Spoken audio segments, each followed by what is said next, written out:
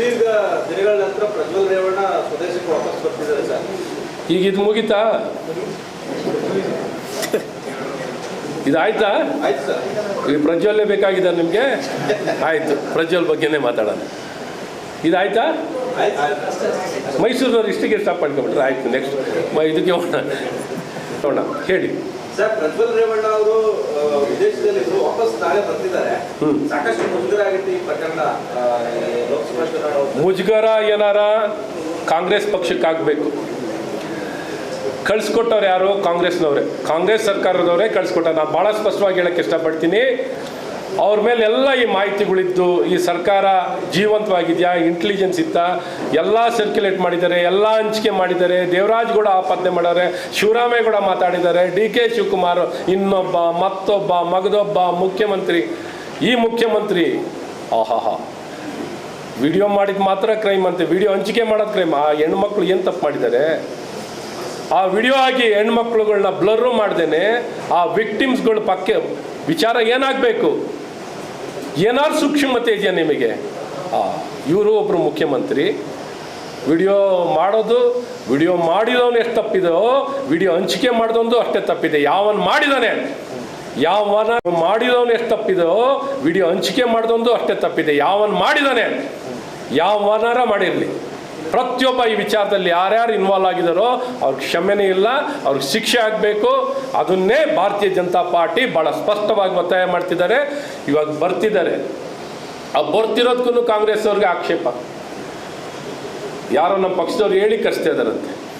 ಅಪ್ಪ ಹೋಗಿದ್ಕೆ ಈಗ ಬರ್ತಿಲ್ಲ ಅಂತ ಅನ್ನೋದು ಹೇಳ್ತೀರಿ, ಬರ್ತಿದ್ದಾನೆ ಅನ್ನೋದು ನಿಮ್ಗೆ ಕಷ್ಟ ಆಗಿದೆ.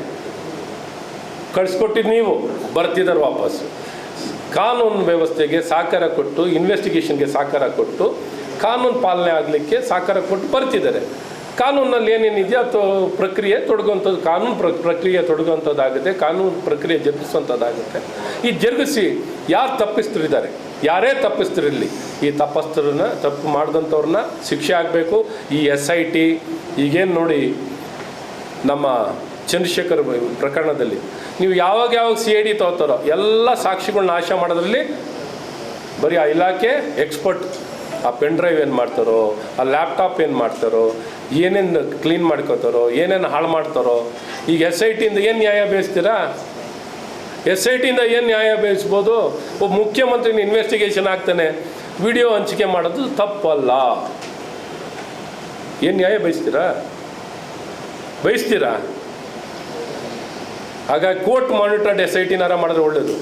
ಕೋರ್ಟಿಂದ ಮಾನಿಟರ್ ಆದರೆ ಈ ಸರ್ಕಾರದ ಹಸ್ತಕ್ಷೇಪವಿಲ್ಲದೆ ಕೋರ್ಟಿಂದ ಮಾನಿಟರ್ ಆಗಬೇಕು SIT ಅಥವಾ CBI. ಇವತ್ತಿನ ಇನ್ವೆಸ್ಟಿಗೇಷನನ್ನು CBIಯಿಂದ ಆಗಬೇಕು. ಚಂದ್ರಶೇಖರ್ ಅವರ ಆತ್ಮಹತ್ಯೆ ಪ್ರಕರಣ CBIಯಿಂದ ತನಿಖೆ ಆಗಬೇಕು. ಪ್ರಜ್ವಲ್ ರೇವಣ್ಣ ಅವ್ರದ್ದು ವಿಚಾರದಲ್ಲೂ CBIಯಿಂದ ಆಗಬೇಕು. ನಿಮ್ಮ ಕೈನಲ್ಲಿ CBIಯಿಂದ ಮಾಡಿಸ್ಲಿಕ್ಕಾಗಲಿಲ್ಲ ಅಂದರೆ court controlled, court monitored SIT investigation ಆಗಲಿ. ಇಲ್ಲರಿ ಎಲ್ಲ ಸಾಕ್ಷಿಗಳನ್ನು ನಿರ್ಣಾಮ ಮಾಡಿ ಕ್ಲೀನ್ ಮಾಡ್ಕೋತೀರಪ್ಪ ಎಕ್ಸ್ಪರ್ಟ್ಗಳು. ಈ ದುಡ್ಡನ್ನೇ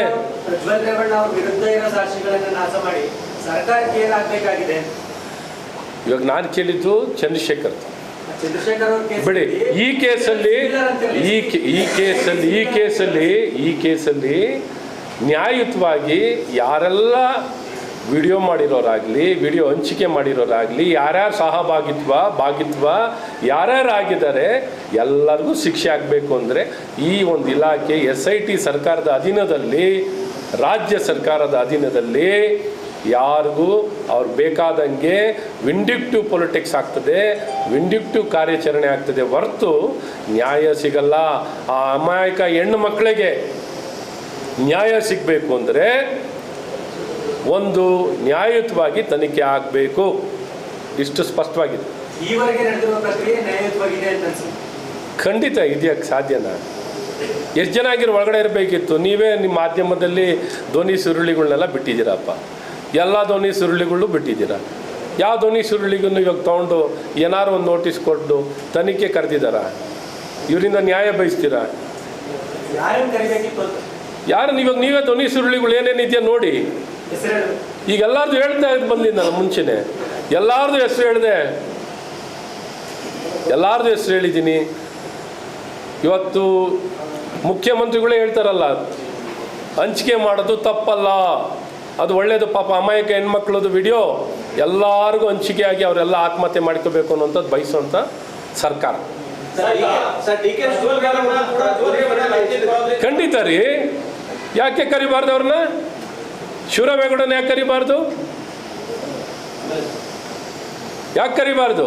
ಅದಕ್ಕೆ SIT ಸತ್ತೋಗಿರೋ SIT ಅಂತ ಹೇಳಿದ್ದು.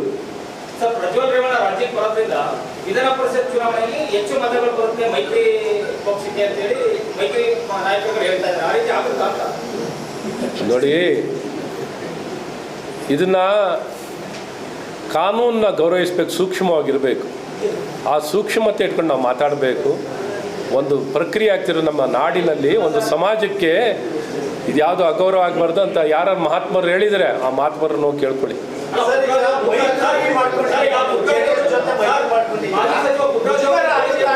ಬೆಳವಣಿಗೆಯಿಂದ ಅಂತ ಮೈತ್ರಿ ಮಾಡ್ಕೊಂಡಿರೋದ್ರಿಂದ ಈ ಬೆಳವಣಿಗೆಯಿಂದ ನಿಮ್ಮ ಪಕ್ಷಕ್ಕೆ ಮುಜುಗರ ಅನ್ಸುತ್ತಾ? ಯಾವುದು ನೋಡಿ, ನಮ್ಗೆ ಯಾಕೆ ಈಗ ನ್ಯಾಯ ತನಿಖೆ ಆಗ್ತಿದೆ, ಇನ್ವೆಸ್ಟಿಗೇಷನ್ ಆಗ್ತಿದೆ, SIT ಆಗ್ತಿದೆ. ಈ ವಿಚಾರ ಈಗಾಗಲೇ ಸಾಕಷ್ಟು ಚರ್ಚೆ ಆಗಿದೆ. ಮಾಡಿದರೆ ಇನ್ನೊಂದು ಮತ್ತೊಂದು ತನಿಖೆ ಆಗ್ತಿದೆ. ತನಿಖೆ ಆಗಿ ಶಿಕ್ಷೆ ಆಗಲಿ ಅಂತ ಹೇಳ್ತಾ ಇದ್ದೀವಲ್ಲ ನಾವು. ಅದ್ರ ಬಗ್ಗೆ ನಮಗೇನು, ಕಾನೂನಲ್ಲಿ ಯಾರೇ ತಪ್ಪು ಮಾಡಲಿ ಆ ತಪ್ಪಿಸ್ತರಿಗೆ ಶಿಕ್ಷೆ ಆಗಬೇಕು ಅಂತಲೇ ಭಾಳ ಸ್ಪಷ್ಟವಾಗಿ ನಾವು ಇವತ್ತು ಹೇಳಿಕೆಯನ್ನು, ನಿಲುವನ್ನು ನಾವು ಭಾರತೀಯ ಜನತಾ ಪಾರ್ಟಿಯವರು, ಈವನ್ JDS ಅವರು ಭಾಳ ಸ್ಪಷ್ಟವಾಗಿ ನಿಲುವನ್ನು ತಗೊಂಡಿದ್ದಾರೆ. ನಾವೇನು ಕಾಂಗ್ರೆಸ್ ಕೆಟ್ಟೋದ್ವಾ? ನಾಚಿಕೆ ಮಾನ ಮರ್ಯಾದೆ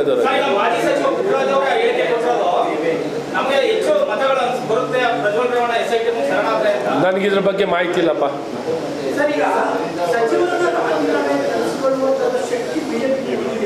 ಏನು ವಿರೋಧ ಪಕ್ಷವಾಗಿ ಬಿಜೆಪಿಗೆ ಸಚಿವರನ್ನ ರಾಜೀನಾಮೆ ತೆಗೆದುಕೊಳ್ಳುವಷ್ಟು ಶಕ್ತಿ ಈ ಸಮಾಜಕ್ಕಿದೆ ರೀ. ಸಮಾಜಕ್ಕೂ ಇದೆ, ಭಾರತೀಯ ಜನತಾ ಪಾರ್ಟಿಗೂ ಇದೆ, JDS ಪಕ್ಷಕ್ಕೂ ಇದೆ. ಖಂಡಿತ ಶಕ್ತಿ ಇದೆ. ಸರ್ಕಾರ, ನಾನೇ ಕೇಳ್ತಿರೋ ಮಂತ್ರಿದಲ್ಲ, ಮುಖ್ಯಮಂತ್ರಿದೇ ಕೇಳ್ತಾ ಇದ್ದೀವಿ. ಮುಖ್ಯಮಂತ್ರಿ ಆರ್ಥಿಕ ಸಚಿವರಾಗಿ ಅವ್ರ ಜವಾಬ್ದಾರಿ ಇಲ್ವಾ? ಖಜಾನೆ ವರ್ಕ್ ಆಗ್ತಿಲ್ವಾ? ಪ್ರೋಗ್ರಾಮ್ ಅಪ್ರೂವ್ ಆಗಿತ್ತಾ? ಆ್ಯಕ್ಷನ್ ಪ್ಲಾನ್ ಅಪ್ರೂವ್ ಆಗಿತ್ತಾ? ಯಾವ ಕಾರ್ಯಕ್ರಮದಲ್ಲಿ ಈ ರೀತಿ ಹಣವನ್ನು ವಿಡ್ರಾ ಮಾಡಲಿಕ್ಕೆ ಖಾತೆ ಓಪನ್ ಮಾಡಿ, ಇದನ್ನು ಸರ್ಕಾರ ಬದುಕಿದೆಯಾ ಸತ್ಯ ಹೋಗಿದ್ಯಾ ರೀ? ಸತ್ತಿದೆಯಾ ಬದುಕಿದೆಯಾ? ಅವ್ರನ್ನೇ ಕೇಳಿ.